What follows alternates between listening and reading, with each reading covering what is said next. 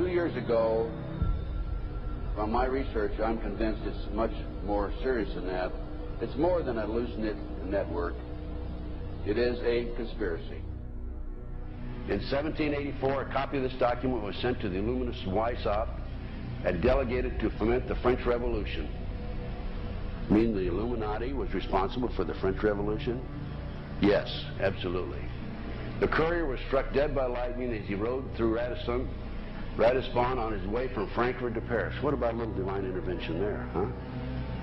The police found the subversive documents on his body and turned them over to the proper government authorities. After careful study of the plot, the Bavarian government ordered the police to raid Weishaupt's newly organized lodges of the Grand Orient and the homes of some of the most influential associates, including the castle of Baron Bassen-Sonderdorf. Additional evidence was thus obtained, convinced the authorities that documents were a genuine copy of a conspiracy by which the Synagogue of Satan had controlled the Illuminati at the top, planned to use wars and revolutions to bring about the establishment of one kind or another of a one-world government, the powers of which they intended to usurp as soon as it was established. In 1785, the Bavarian government outlawed the Illuminati and closed the lodges of the Grand Orient. In 1786, they published the details of the conspiracy. The new order of the world, our enterprise is now a success. He said these blind slaves say they are free and highly educated, even as they march behind, notice this word, signs. Have you ever taken time to analyze a sign or a billboard or a logo?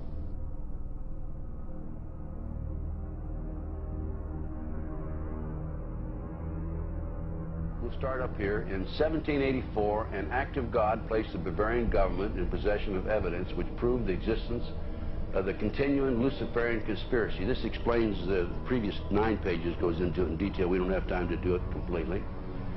Conspiracy. Adam Weishaupt, a Jesuit-trained professor of canon law, defected from Christianity and embraced the Luciferian ideology while teaching at Ingolstadt University. In 1770, the money lenders who had recently organized the House of Rothschild retained him to revise and modernize the age-old protocols designed to give the Synagogue of Satan ultimate world domination so they can impose the Luciferian ideology upon what remains of the human race after the final social cataclysm by use of satanic despotism. Weishaupt completed his task on May the 1st, 1776. It's a communist holiday, isn't it? May 1, 1776. The plan required the destruction of all existing governments and religions. In 1776, Weishaupt organized the Illuminati to put the plot into execution. The word Illuminati is derived from Lucifer and means holders of the light.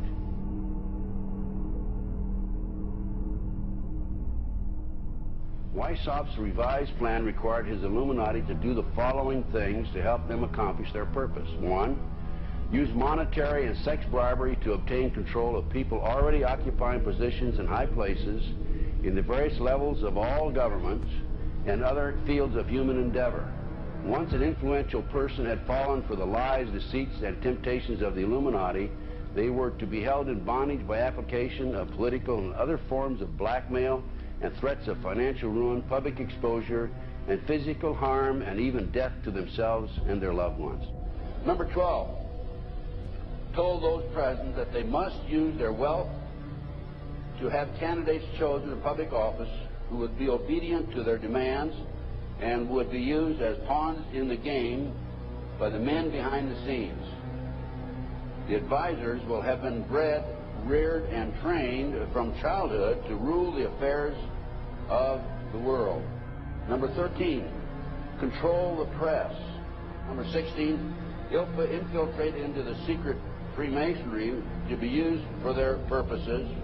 That's been documented many times. Number 17, expound the value of systematic deception, use high-sounding slogans and phrases, and advocate lavish promises to the masses, even though they cannot be kept. I will not forget the wound to our country and those who inflicted it. I will not yield. I will not rest I will not relent in waging this struggle for freedom and security for the American people. So I don't know where he is. Nor do, I just don't spend that much time on it. We will not tire, we will not falter, and we will not fail.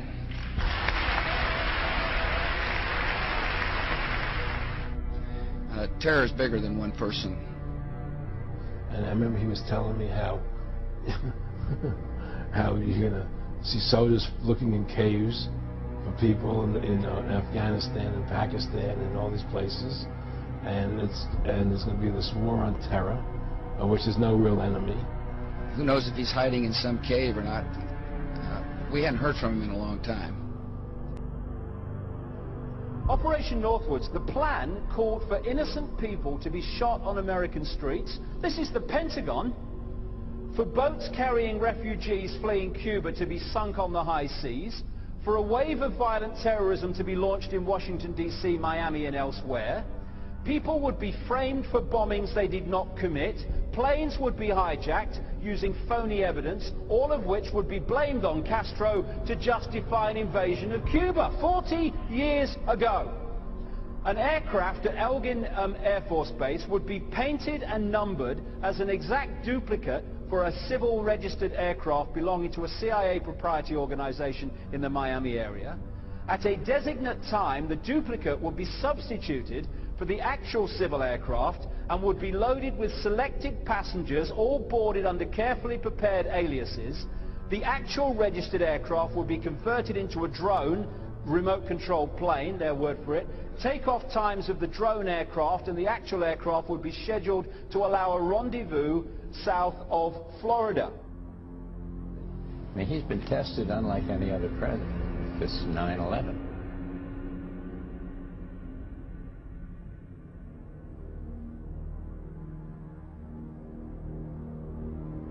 We have in this past year made great progress in ending the long era of conflict and Cold War.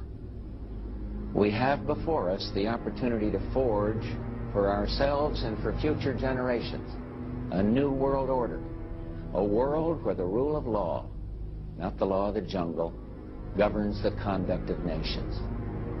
When we are successful, and we will be.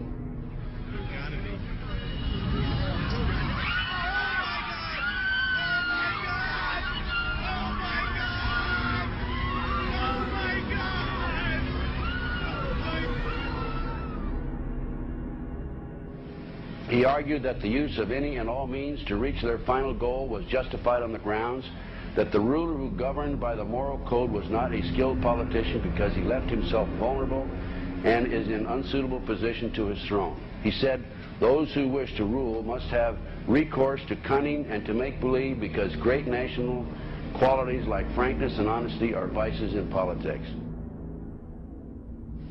Fellow citizens will meet violence with patient justice, assured of the rightness of our cause, and confident of the victories to come. In all that lies before us, may God grant us wisdom, and may He watch over the United States of America.